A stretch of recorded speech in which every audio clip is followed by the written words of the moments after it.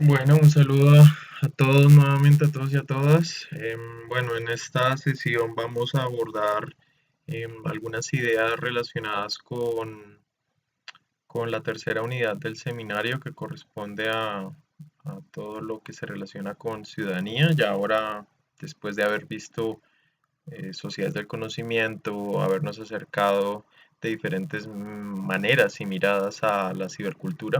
Y ahora lo que pretendo en esta presentación es que veamos algunos momentos, hitos y fenómenos relevantes en torno a cómo los medios sociales o el social media o las redes sociales digitales, no solamente entendidas como las contemporáneas, eh, sino como toda esa transformación de lo que en su momento se llamaría la web 2.0, que sería como esa segunda etapa de Internet posterior a la de los 90. mm, Fue un momento, como ese social media ha influido, ha transformado, ha trastocado en muchos aspectos, ¿no? La manera como enfrentamos los cambios políticos y sociales y cómo cada sujeto, cada ciudadano y cada ciudadanía se vuelve protagonista en diferentes escenarios, ahora quizás de una manera mucho más orgánica, un poco más caótica si se quiere, pero que de igual manera marca un nuevo panorama incluso para los movimientos sociales, incluso para los movimientos sindicales que hasta cierto punto no diríamos que ya no que desaparecen, sino que encuentran o los ciudadanos encuentran otras rutas que no solamente son esas para hacer construcciones en colectivo, construcciones con diversos fines, ¿no? Muchas de esas movilizaciones mucho más eh, promovidas por la emotividad entre desconocidos. Pero bueno, vamos a hablar de algunas de esas ideas más adelante. Entonces, quisiera partir un poco desde varios momentos históricos que sin duda van a la par de las transformaciones con las que aparece esta web 2.0 o esa posibilidad del ciudadano, ¿no? De ese señor X de entrar como un ente protagonista y como un nodo posible de información tan poderoso como un medio tradicional. Primero tenemos allí una imagen impactante del 11 de septiembre de 2001, ataque a las Torres Gemelas en Nueva York y algunos otros atentados, ¿no?, en otras zonas de Estados Unidos, producto del secuestro de aviones. Es muy interesante pensar cómo este punto de inflexión cambió en muchos aspectos nuestras vidas a día de hoy, ¿no? Desde la vida, desde la cotidianidad en un aeropuerto que se transformó de una manera increíble posterior al 11 de septiembre, hasta pasando a elementos eh, mucho más emotivos y emocionales. Estos hechos como el 11 de septiembre, sin duda están allí, ¿no? Están metidos en nuestra mente, en nuestra memoria colectiva, más allá de que hayamos estado o no en Nueva York en esos momentos, más allá de que hayamos o no visitado Nueva York, porque un poco retomando esta idea de economía del conocimiento, Nueva York como discurso, ¿no? Como marca ciudad, em, se ha desarrollado de una manera tan hábil que todos tenemos en nuestra psiquis muchos de los elementos representativos de Nueva York, a tal punto de que cualquiera de nosotros en estos momentos, si viajáramos allí, de alguna manera ya tenemos parte del vaso lleno con algo, con buena parte de información, con imágenes, con discursos, con relatos imaginarios, producto de todas las industrias culturales que han hecho un esfuerzo muy importante por reconstruir o por recrear o por reinterpretar esa ciudad, ¿no? Entonces, lo que sucede en ese momento en Nueva York es fundamental. Si bien las tecnologías en ese momento no estaban todavía tan abiertas para el ciudadano en sí, pero sí fue un escenario muy interesante donde una transmisión en vivo a través de medios tradicionales, particularmente la televisión, nos muestra la capacidad conectiva que teníamos, que tenemos como sociedad ahora mismo, ¿no? Con estas telecomunicaciones que estaban en crecimiento ya en esa época, ¿no? Entonces nos dan una idea de conectividad muy fuerte a tal punto de que fuéramos o no cercanos al hecho, de alguna manera nos conmovía, ¿no? Un poco esas imágenes y más porque eran imágenes en vivo. Eso fue fundamental, esa telepresencia que de alguna manera muchos de nosotros tuvimos en ese momento viendo a través de la pantalla de un televisor lo que estaba sucediendo. Años posteriores aparece este atentado cruento en el centro de Madrid, y bueno, y en algunas estaciones periféricas, donde cientos de personas pierden la vida en hora pico, producto de un atentado de una célula simpatizante con Al Qaeda, 11 de marzo de 2004, que desencadenó un hecho muy interesante, y es que además de las pérdidas humanas hubo ya digamos que otro síntoma de esa capacidad conectiva de las redes sociales contemporáneas, ¿no? Y fue em, que a partir de estos hechos comenzó digamos que una gran incógnita sobre qué había sucedido, y ese qué había sucedido, el gobierno de una manera apresurada y bastante errónea, se salió rápidamente a medios a decir, bueno, esto no fue de Al Qaeda, esto fue de ETA. Y la gente, la ciudadanía, producto ya de una desconfianza por el gobierno que estaba al mando y todo lo que estaba ocurriendo producto del 11 de septiembre, el movimiento o el desplazamiento de tropas españolas a Medio Oriente, pues todo ese síntoma de temor y de temor en torno a una posible retahíla de alguna fracción o ramificación de Al Qaeda, pues estaba allí latente, ¿no? Entonces, ellos sienten que el gobierno les está mintiendo y comienzan acciones ciudadanas exigiendo de alguna manera mm, que se les dijese la verdad, ¿no? Que es un poco lo que vemos allí pintados en las manos de estos ciudadanos. ¿Qué sucede? Muy interesante. Entre el 11 de marzo y el 13 de marzo se da un fenómeno increíble, y es que comienzan muchos ciudadanos a difuminar por correo electrónico y sobre todo por mensajes de texto unas consignas y digamos que unos panfletos digitales en torno a la desconfianza que le inspiraban esas declaraciones afanosas y presurosas del gobierno español. Había digamos que un deje de sospecha de que evidentemente no había sido ETA, em, y a partir de esa nube de duda, los ciudadanos se ponen cita el 13 de marzo frente a la sede del Partido Popular en Madrid, en la calle Génova, y los ciudadanos comienzan a aparecer allí de una manera orgánica, muy natural, ciudadanos de todas las edades que se sentían indignados, que se sentían engañados, aparte del duelo que estaban sufriendo por la muerte de cercanos y conciudadanos, pues se estaban encontrando con un escenario donde también les estaba mintiendo su gobierno, ¿no? Yo les recomiendo que vean un documental, creo que está en la plataforma Vimeo, se llama Cuando la calle habló.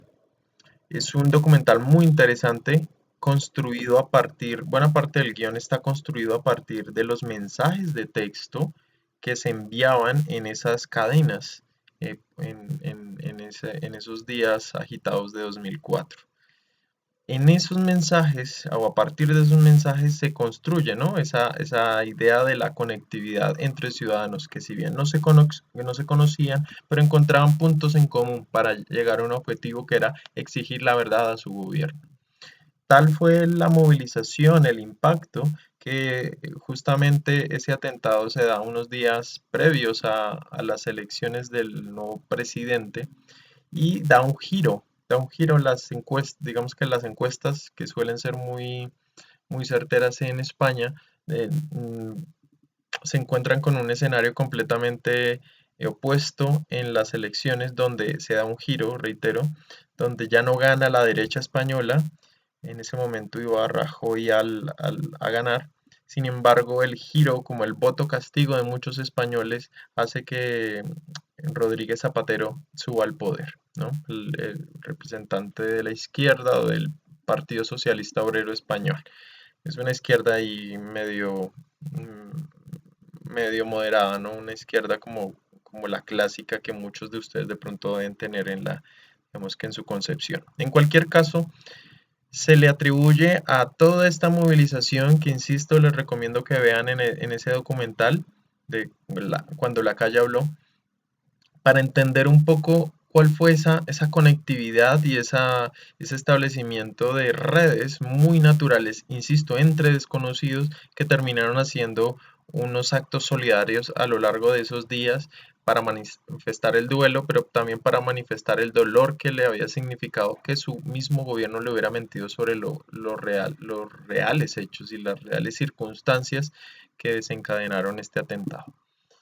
Se suma también años después el atentado 7 de julio de 2005, si no estoy mal, en el centro de Londres a algunos autobuses double deck o estos de dos pisos y algunos subterráneos en Londres. Las pérdidas humanas afortunadamente fueron mucho menores comparado a los otros dos hechos que les señalo. Sin embargo, allí se dio algo muy interesante y es que eh, Scotland Yard, la policía británica, tenían bastante temor de que un atentado de estos ocurriese y además que esto desencadenara en actos xenófobos. Recuerden que el Reino Unido tiene, tiene digamos que un historial migratorio producto de sus colonias de Pakistán, de la India, ¿no? Y de varios países como Siria, de Medio Oriente. Entonces había un temor de que esto desencadenase una reacción en cadena mucho, digamos que mucho mayor, mucho más álgida, más allá de ese hecho puntual del atentado. Así que Scotland Yard, perdón, blinda estos lugares de los atentados y los medios masivos tenían que usar apenas como una especie de teleobjetivo para poder medio aproximarse a lo que había sucedido. ¿Qué ocurre? Los medios un poco maniatados se encuentran con el reto de tratar de reconstruir los hechos y la manera como deciden reconstruir los hechos es a partir de llamadas ciudadanas, es a partir de envíos de correos donde los ciudadanos enviaban fotografías, enviaban videos de baja calidad, pero igual videos y soportes de muchos de los testigos que habían estado cerca, ¿no? Y que habían tenido, entre comillas, el privilegio de haber estado en el lugar de la noticia, ¿no? Entonces son los ciudadanos, curiosamente, los que comienzan a construir de manera como a manera de sumatoria, ¿no? Ese rompecabezas que dio pie para que ahí sí los medios pudiesen construir algo, ¿no? The Guardian, uno de los medios digitales más potentes en el mundo y uno de los estandartes en el Reino Unido, se da cuenta, ¿no? En ese momento el poder de los ciudadanos, el poder que tienen ellos en sus bolsillos con esos celulares que estaban, esos primera generación de celulares inteligentes que estaban aflorando en ese momento. Entonces, estos tres hechos, todos relacionados con atentados de Al Qaeda, marcaron a la par como un poco esa transformación política y social que se estaba dando conforme las tecnologías también iban apareciendo y conforme la gente iba dando cuenta de su rol en muchos de estos escenarios. En la política tradicional también nos encontramos un ejemplo clásico, ¿no? La campaña emblemática, la primera campaña emblemática de Barack Obama para llegar a la presidencia de Estados Unidos. Una campaña que se caracterizó, a diferencia de la de sus contendores, en tener mayor cercanía con su público. Se caracterizó por ejemplo, a los pocos minutos de haber abierto su cuenta de Twitter, en un momento donde Twitter poco y nada representaba en la esfera política, a los pocos minutos ya seguía a más de cientos de miles de seguidores, ¿no? Imagínense que ustedes lo siguiese Barack Obama. les guste o no Barack Obama, seguramente solamente ese acto del follow back que tiene que tiene Twitter como función, ya da cuenta de que hay alguien, ¿no? Que como hay una cercanía allí, una complicidad mayor y de que esa persona, o que al menos mis mensajes van a aparecer en su línea de tiempo, ¿no? Y de una persona de esta importancia política y en la opinión pública, pues resultaba importante. Pues en ese momento, esos detalles, además de contestar personalizadamente muchos de los trinos donde mencionaban a la cuenta de Barack Obama, hace que despierte esa misma simpatía que despertaba en sus discursos en vivo, pues proyecta esa imagen, esa construcción política de Barack Obama se proyecta muy bien en redes sociales y gana esas primeras elecciones y le alcanza un poco digamos que se arrastre para ganar una segunda elección 5 años después. Entonces se vuelve digamos que una de las elecciones emblemáticas donde el social media, donde las redes sociales evidentemente dan prueba de que allí hay un papel fundamental que puede incidir en los votos, que puede incidir en la opción política o en la preferencia política de un ciudadano. Años más tarde, ya quizás poco más cercano a nuestro tiempo, pues nos encontramos con otro de los momentos cumbres de Twitter como red social en términos de transformación política y social, cuando en diciembre de 2010 Mohamed Bouazizi se prende fuego en una ciudad tunecina y este hombre se prende fuego en un espacio público a manera de protesta porque había sido despojado de su mercancía. Era un vendedor informal y era su único medio para sostener a su familia. Busca de todos los medios tratar de recuperar su mercancía, cosa que no logra. Y en medio de su desespero y su necesidad de llamar la atención y de denunciar, se prende fuego.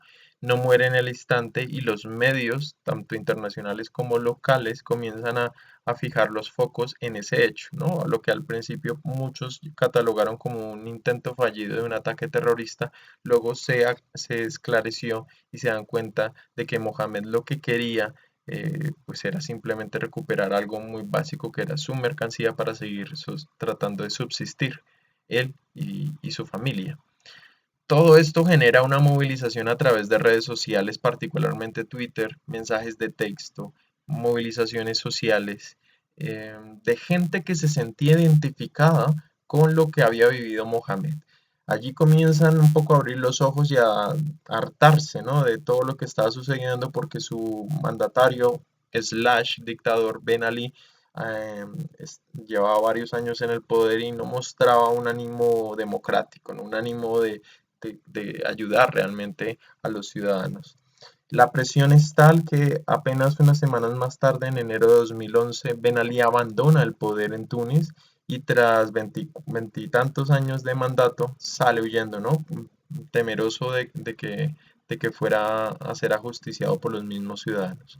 Este hecho en particular es uno de los detonantes definitivos para lo que luego se catalogaría como la revolución árabe o la primavera árabe, ¿no? Y esa primavera árabe hizo que muchos países vecinos encontraran en ese acto, en esa dimisión de Ben Ali, en esa huida de él, como un factor de esperanza en territorios donde estaban sucediendo abusos similares y donde también tenían dictadores de turno que llevaban décadas allí enquistados. Muchos países entonces del mundo árabe eh, s- comienzan a hacer protestas similares, ¿no? Casi que se da un efecto similar a lo que vivimos el año pasado cerrando, ¿no? Con las movilizaciones en varios países latinoamericanos, ¿no? Y ese efecto de contagio que se dio de una manera exponencial en muy pocos días, pues algo sucedió allí de la misma manera.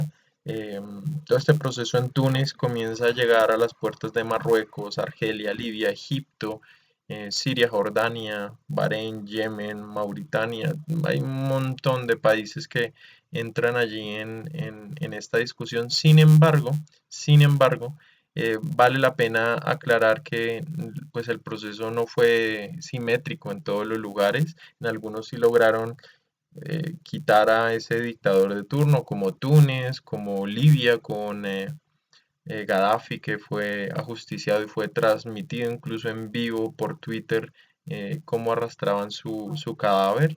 En Egipto, Mubarak sale despavorido. em, pero pues otros casos, quizás el que más tenemos presente como Siria, ¿no? Que aún todavía tiene una profunda guerra civil que de hecho todo este conflicto fue el que propició en su momento el surgimiento de ISIS. Entonces, todos estos elementos como de contagio, ¿no? Un contagio que se dio evidentemente por una identificación en el otro, una identificación no solamente cultural, sino también una identificación de que sus necesidades básicas y superiores también estaban siendo despojadas de una manera muy similar a la del vecino, ¿no? Entonces, aquí es cuando los medios, ¿no? Y estas tecnologías contemporáneas parecen convertirse, sobre todo en esa época que, insisto, es la época de oro de Twitter, 2008 a 2012, 2013, la época de oro donde se convierten en principio como ese espacio real para ejercer ciudadanía de formas críticas, ¿no? Entonces comienzan a darle sentido a lo que era Twitter, ese acto de microblogging que al principio no se terminaba como de codificar. Entonces aparecen todas estas ideas del activismo digital un poco más sólidas, como un complemento para procesos de cambio social y político. Y entonces comenzamos a entender, y un poco a partir de estos otros hechos que ya les citaba, cómo los usuarios se van convirtiendo poco a poco en parte más del núcleo del proceso comunicativo, donde ya no es solamente esa comunicación vertical clásica a la que estábamos acostumbrados, ¿no? Estos medios se convierten, ¿no? En ese revulsivo posiblemente porque tienen mayores facilidades de crear contenidos, de compartirlos de forma un poco más autónoma, ¿no? Pese a esos puntos suspensivos que ya hablábamos en sociedades del conocimiento y que sobre todo fomentan una conectividad social con tu gente, ¿no? Con la gente cercana, con algunos seguidores que van aflorando y eventualmente con fans, ¿no? Con militantes que se unen a tu causa. Entonces, las actividades de esa participación política evidentemente se han venido desplazando paulatinamente a los medios digitales, ¿no? Eh, por eso no es de extrañarse que algunos de estos personajes, cada uno con una historia de vida particular, comienzan a volverse un centro, ¿no? Un centro de actividad y de participación política. em, que da a entender otras maneras de acercarse a esa reflexión y a instar también a esa participación.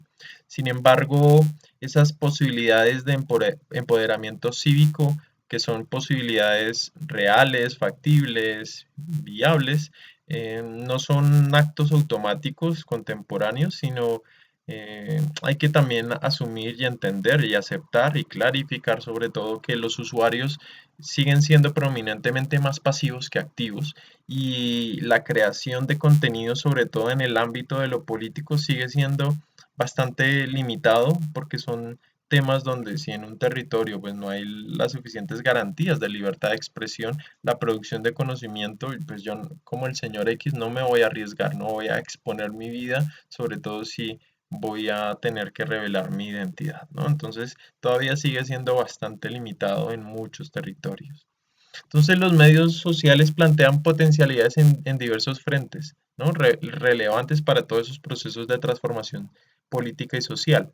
Em, una de las, digamos que esas potencialidades están dinamizadas a partir de organizaciones mucho más flexibles, descentralizadas, mucho más ágiles, todo esto producto de la reducción de costos en esas posibilidades de participación política, en la posibilidad de real, ¿no? De formar rápidamente grupos y comunidades online a través de diferentes plataformas y que permite sobre todo juntar, ¿no? Unir temporalmente o circunstancialmente ciudadanos con intereses y preocupaciones similares sin necesidad de ser propiamente parte de un movimiento social o parte de un sindicato, ¿no? Digamos que esa no es la única ruta y digamos que es una invitación muy interesante que se da también en varios escenarios.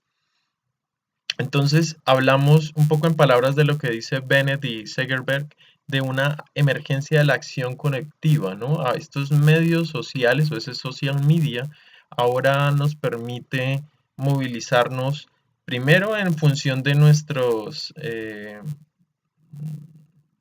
digamos que ahora nos movilizamos, si bien en principio bajo unos marcos individuales, dado que ahora nos podemos conectar de una manera más ágil y más flexible, pues esos marcos individuales se van luego convirtiendo o ampliando en su espectro a marcos más colectivos, ¿no? Entonces no hay que negar que esto primero inicia como cualquier señor X.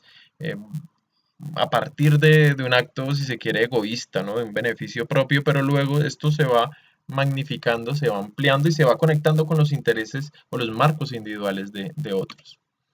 Mm, Es muy interesante, de hecho, esta imagen que estamos viendo de fondo tiene que ver con el 15 de mayo de 2011, otro momento clave en el análisis de estos fenómenos y estas movilizaciones apoyadas en medios digitales, y es que en este caso particular, todas las personas involucradas partían digamos que de un objetivo más o menos común, ¿no? Que era la crisis económica, el que se estaban quedando sin trabajos, el que los estudiantes o los recién egresados no encontraban trabajo en su país pese a salir muy bien formados, eh, se encontraban con desahucios, con embargos, ¿no?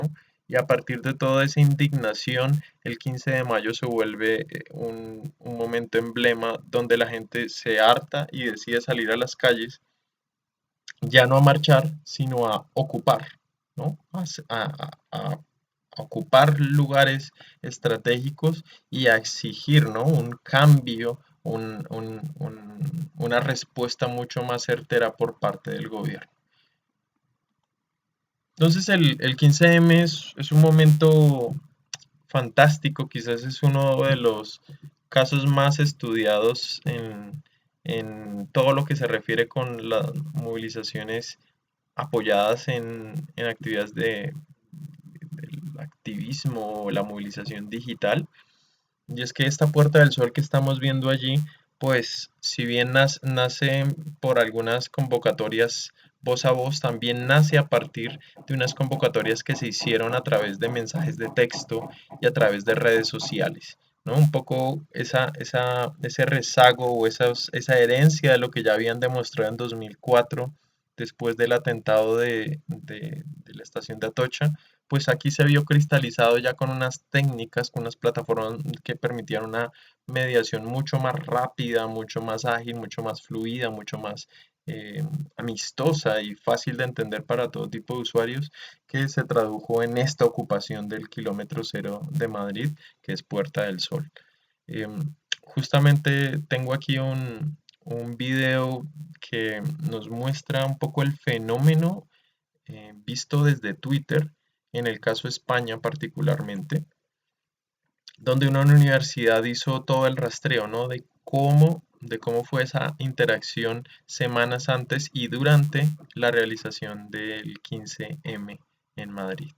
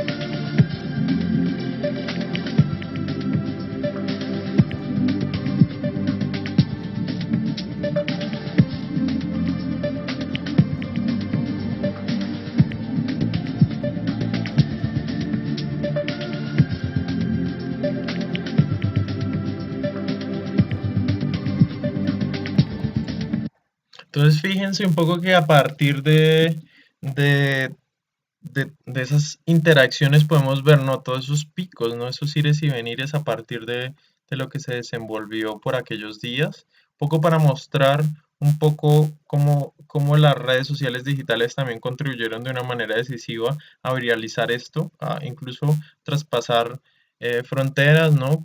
Por tal fue el hecho que en otras ciudades europeas, incluso en el mismo Manhattan, en Nueva York, en Estados Unidos, comenzaron a hacerse movilizaciones similares, inspiradas en esta movilización, insisto, digamos que muy orgánica y no mediada por demasiados intereses por allí.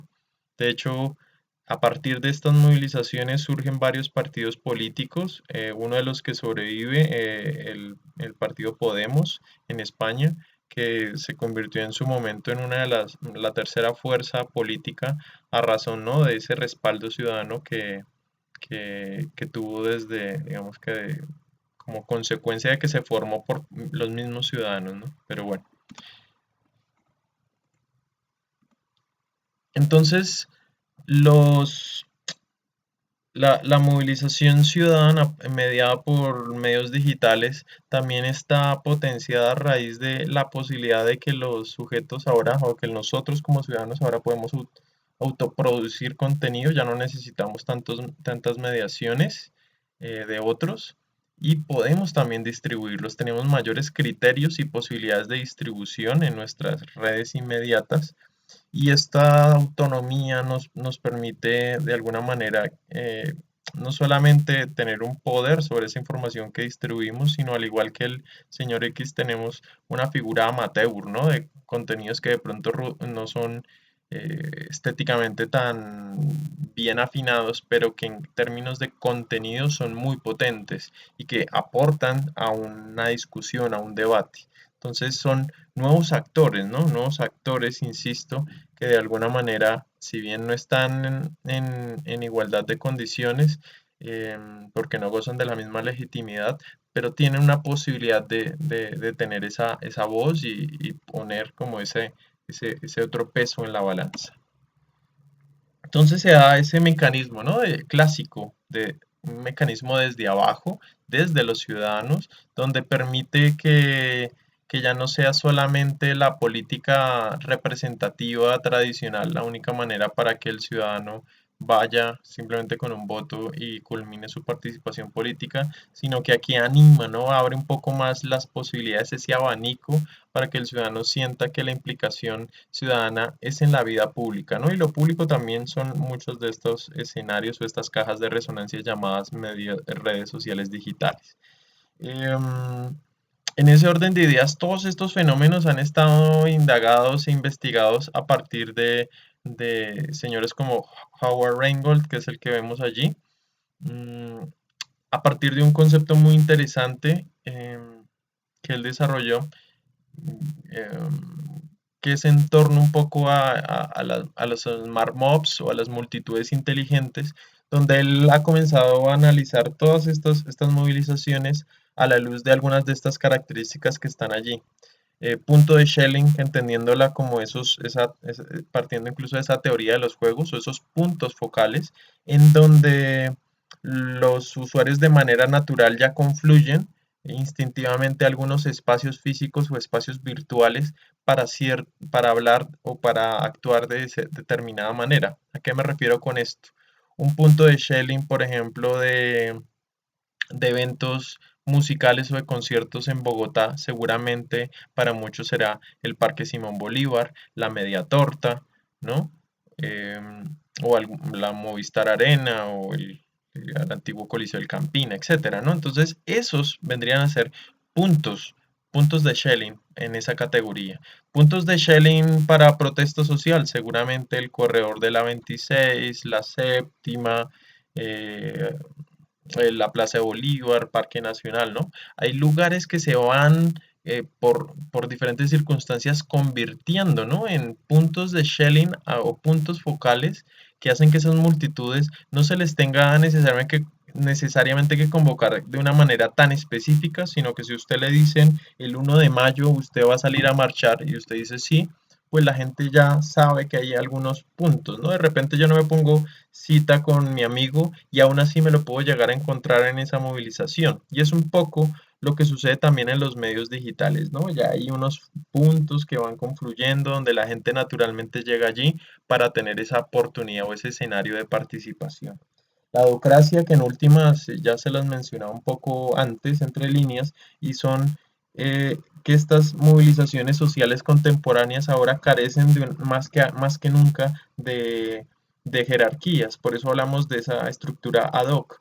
No hay líderes plenamente constituidos, no hay unas jerarquías tan establecidas, lo que permite que estas multitudes, que puede sonar a desordenado, pero que estas turbas, se pueden llegar a ser inteligentes en tanto todos comparten objetivos más o menos similares, pero no necesariamente dependen de un solo líder o dependen de un líder allí mesiánico para lograr movilizarse. Y eso es una de las mayores fortalezas. Si una multitud inteligente no tiene un líder, es mucho más fácil de que tome fuerza y de que no sea desmembrada, ¿no? Porque normalmente el enemigo, ¿no? El rival siempre busca identificar ese líder y tratar de cooptarlo, ¿no? De silenciarlo o de hacer que se pase al otro bando, ¿no? De diferentes maneras.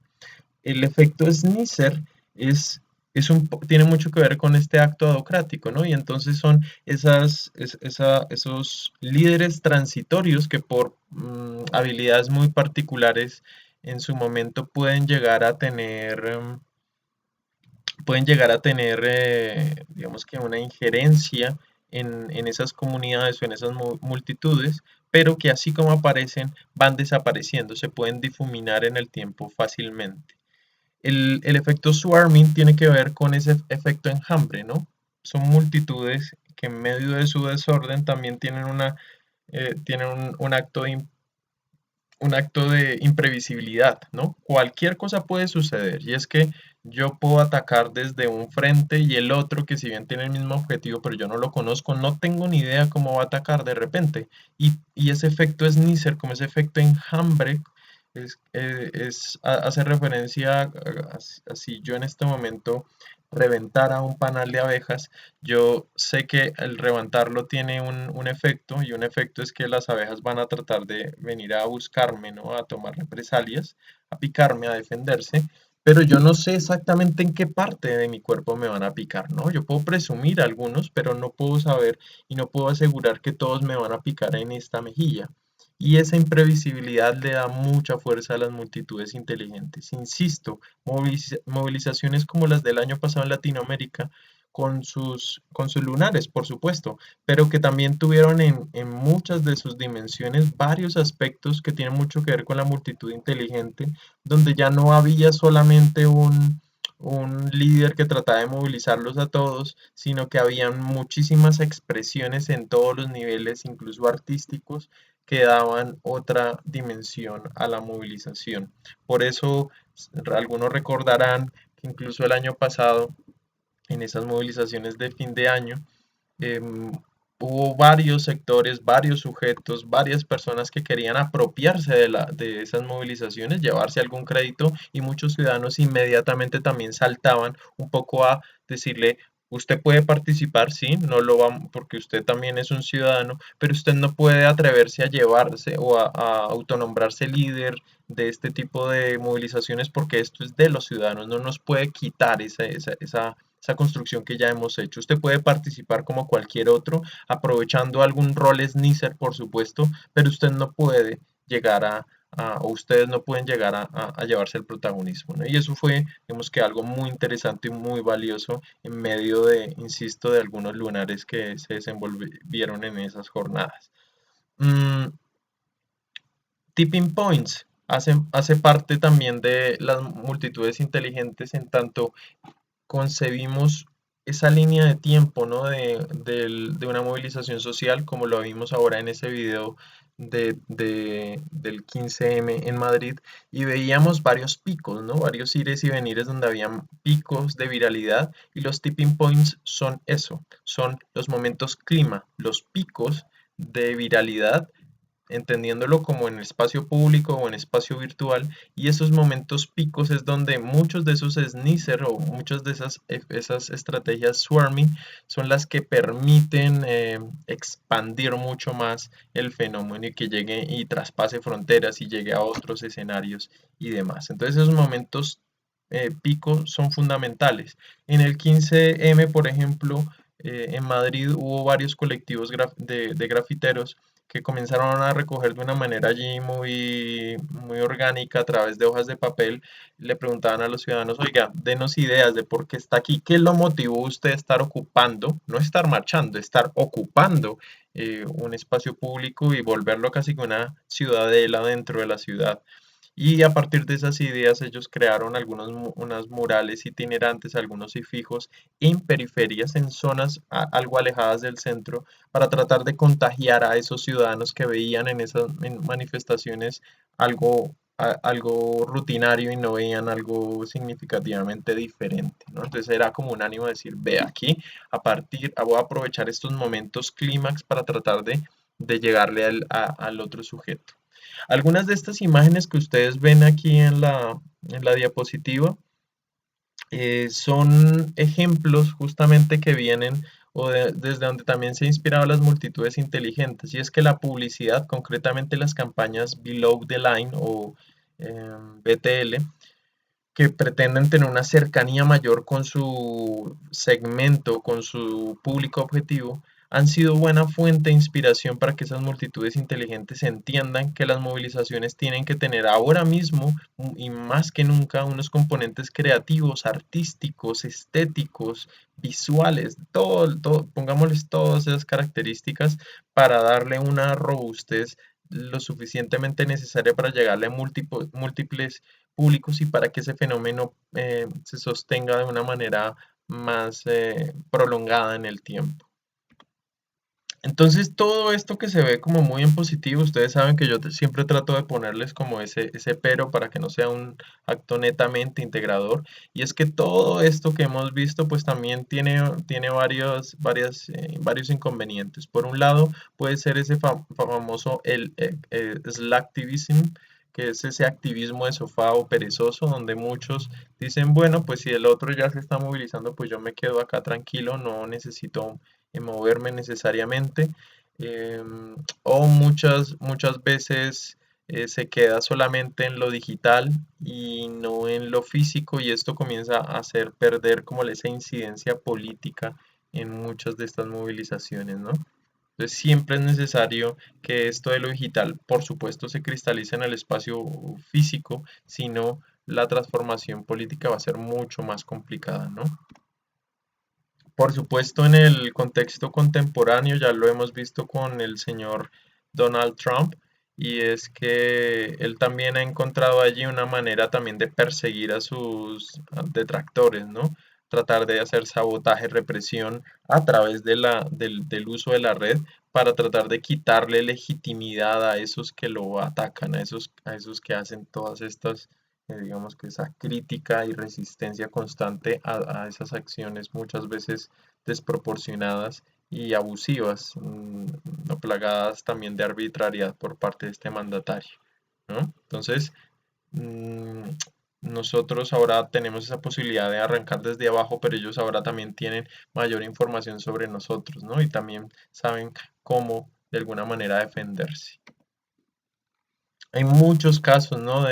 De todos estos procesos, incluso desde lo negativo, ¿no? Y un ejemplo fue toda esta campaña muy hábil que hizo ISIS en su momento, donde logró enlistar jóvenes a sus filas, jóvenes que ya tenían papeles como ciudadanos europeos, pero que por origen de Medio Oriente, por su procedencia o por la procedencia de sus papás, terminaban encontrando allí algunos vacíos que educativamente y culturalmente no había logrado suplir su país, el país receptor, llámese Reino Unido, Alemania, España incluso, ¿no? Y todos estos jóvenes terminaron siendo encantados y engañados para llegar a las filas de ISIS a partir de videos muy hábiles y fotografías que utilizaban estéticas inspiradas en videojuegos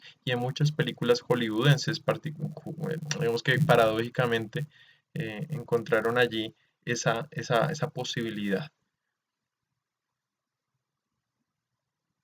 Entonces, un poco ya para ir cerrando, quería también mostrarles algunos ejemplos, algunas muestras de diferentes frentes en los que estas movilizaciones sociales a través de medios digitales han decantado no solamente en la clásica marcha, sino también en diferentes actividades que resultan bastante interesantes, ¿no? Desde la ola verde, que quizás es una de las consecuencias del efecto Obama en Colombia, que en 3 meses logra una comunidad joven posicionar a un candidato y llevarlo a segunda vuelta presidencial.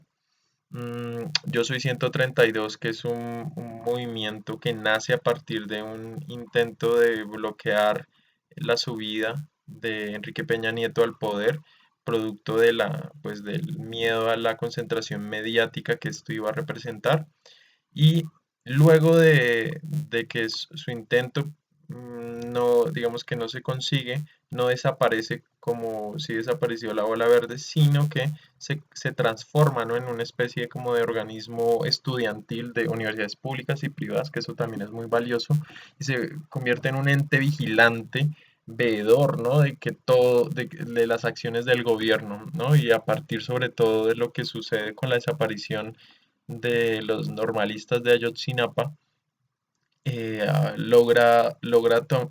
digamos que tener un nuevo respiro y comienza a instar a los ciudadanos a estar muy pendientes de lo que estaba haciendo el gobierno, ¿no? A estar muy pendientes de no olvidar, ¿no? Para no repetir. 100 en un día es otro ejemplo muy interesante, nacido en Colombia, en Bogotá concretamente en 2012, un movimiento ciudadano, no social, movimientos ciudadanos como ellos se denominan, y tiene que ver básicamente con hacer una vez al año en la ciudad y en hacer una serie de acciones que hagan intervenciones en el espacio público, intervenciones que transformen circunstancialmente, transitoriamente el espacio y le cambien el uso social con el fin de exaltar alguna cualidad de la ciudad o de los ciudadanos que la habitan, criticar, reflexionar, etcétera, etcétera, etcétera. Entonces, era una idea de decir, bueno, ¿cómo hago para llamar la atención a la gente y reflexione el espacio público para que no sea un lugar solamente de tránsito, sino un lugar realmente de participación? Obviamente, digamos que la categoría de lo artístico es una de las que más ha prevalecido y permanecido en muchas de estas movilizaciones de 100 en un día, que en muy pocos años, ya en 8 años que lleva, ha hecho una expansión exponencial, y ahora mismo pues se realizan en muchas ciudades del mundo eh, muchos de estos carnavales o estos festivales ciudadanos. The Street Store es una acción de una ONG, básicamente una organización social que lo que busca es recoger en una ciudad, instar a que los ciudadanos se autoorganicen y recojan ropa para los habitantes de calle, y luego hagan toda una intervención muy bonita, muy significativa, donde los mismos donantes pueden volverse como dependientes o estas personas que ofrecen la ropa en una tienda de un centro comercial, pero esta vez haciéndolo en espacio público, en una tienda allí como itinerante para los habitantes de calle. Entonces los habitantes de calle tienen como toda una experiencia ya de no solamente de ir a hacer fila para recibir lo que les tocó, sino toda una experiencia de poder elegir lo que quieren y de que se les pregunte qué quieren, ¿no? Algo que normalmente no tienen la posibilidad. Entonces, además tienen la posibilidad de entablar conversaciones con los donantes, con otros ciudadanos que normalmente o generalmente los ignoran o los rechazan, ¿no? O les tienen miedo. y es un momento de encuentro ciudadano en el espacio, bajo esa metáfora de las compras.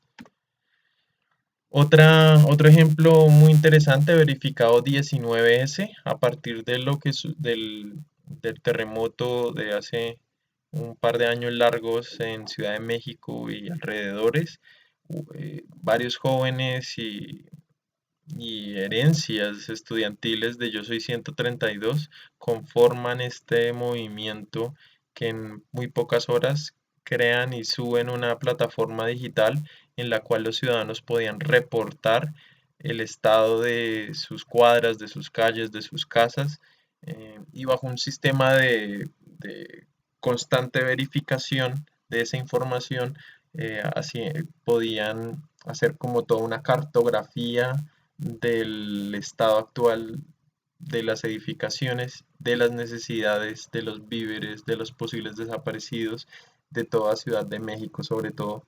Y esto resultó primordial al punto de que el gobierno mexicano tuvo que ir a golpear la puerta en el barrio de Roma y en el centro de México a propósito de la película múltiple ganadora de Oscar de Cuarón, y llegaron al barrio Roma a golpear allá donde los pelados, a decirle, ustedes tienen mejor información que nosotros y si es posible, compártanla con el gobierno mexicano para poder distribuir de una manera más efectiva, más eficiente los recursos que estamos recogiendo, ¿no? Entonces esa comunicación desde abajo, quizás en verificado 19 veces, se cristaliza en muy pocas horas, ¿no?